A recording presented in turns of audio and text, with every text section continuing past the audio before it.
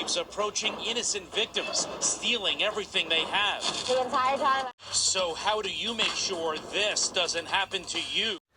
80 to 90% of the crimes out there should have been avoided if we only knew these two common elements of self-defense.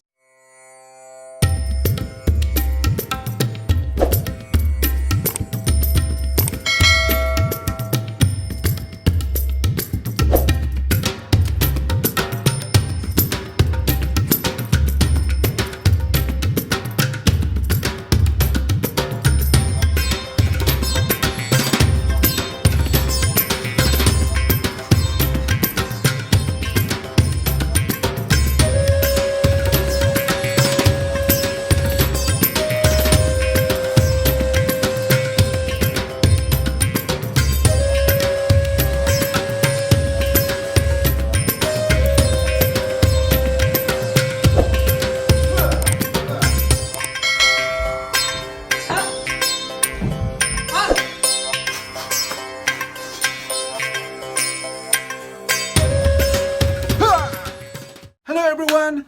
Today we're gonna talk about self-defense. That you don't need to go to a martial art class to learn these things. Because when we talk about self-defense, we always look at the actual scenario on what to do if somebody throws a punch against you, or push you, or grab you, or put a knife or gun in your head, or somebody choke you at the back, either at the back or in front. What you gonna do when these things happens? But when is the first time you detect these possibilities? When is the first time you made a visual or intuitive contact or have that feeling that something might happen? That is actually where self-defense begins. What you're gonna do from there will determine if the person, if the attacker, if the assailant, or a mugger, or a predator will get close enough to do what they want to do to you.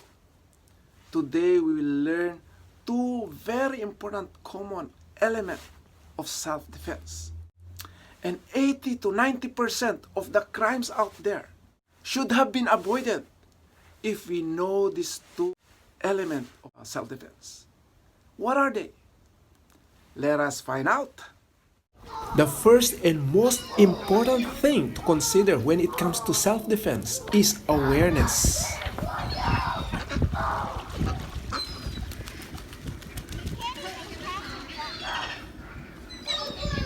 Okay, a predator or a mugger doesn't randomly attack anybody.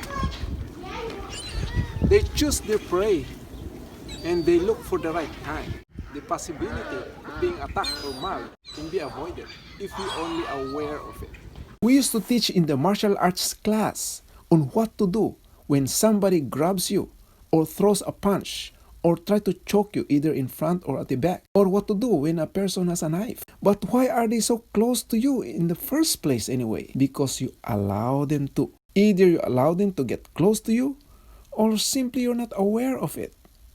And defending yourself or fighting back when the person is just right in front of you or right at your back is actually the last option. And if the person enters in the danger zone, as what I've described in the previous videos, it's almost too late to defend yourself. Even though you know martial arts, it's not a guarantee that you can save yourself. So you would rather give what they want because they just want your money or your possessions anyway. You're at ease. And you're vulnerable.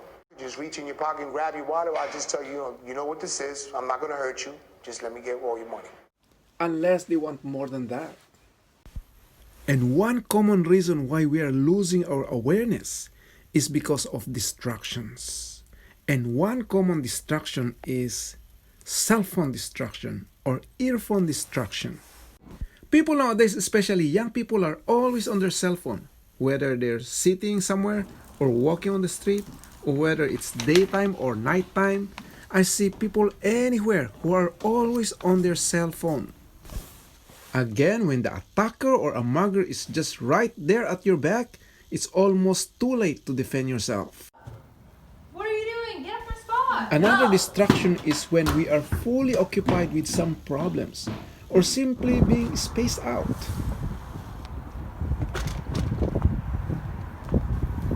Another victim of not simply being aware of your surroundings.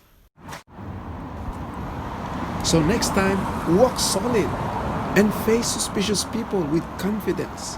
But keep distance about 6 feet or more away from them. We actually have the capacity to sense or detect somebody more than 6 feet away from us if we're not distracted or if we're only aware of it. The second most important element of self-defense is trust your gut or trust your intuition. When you feel something wrong might happen, don't take any chances. Trust your gut. We actually have the capability to foresee some possible danger. You just need to trust that feeling.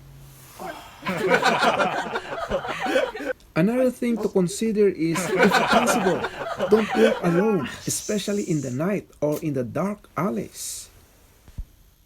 Let us hear some tips from a professional mugger.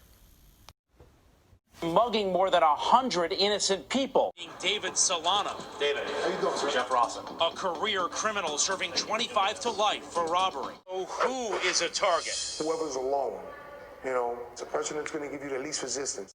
And as what I've told you a while ago, a predator or an attacker doesn't just randomly grab or attack anybody in the street. They choose their prey wisely. And what they're looking for is the path of least resistance, according to Nick Drossos. They're looking for an easy prey, a person who is alone, who is weak, who are unaware, who get distracted, a hunchback, looking down, who is not aware of his surroundings. The professional mugger says that they choose the elderly. They don't care. You would want a weaker person. Elderly? It's crazy because while you're under the influence and you're in that life, you know, you have no remorse, you have no feelings. So for the predator to avoid us, let us do the opposite, my friend. Let's walk with confidence. Let's be aware of our surroundings. Be conscious, be present. Stay away from distractions. Cell phone, earphone. Many people these days, especially young people, are always on their cell phone. So if you find this helpful, my friend, please share it to others.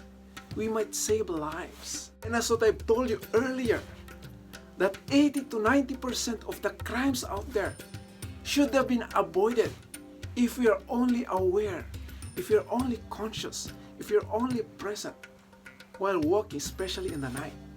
And second is to trust our gut, trust our intuition. We have the capability to sense or detect possible danger out there. If we only trust our feeling, we can avoid many possibilities out there. So again, please share it to others, my friend. We could save life. Also, please don't forget to subscribe, my friend, and hit that notification bell so that you will get updated for our upcoming videos. Thank you very much and have a blessed day.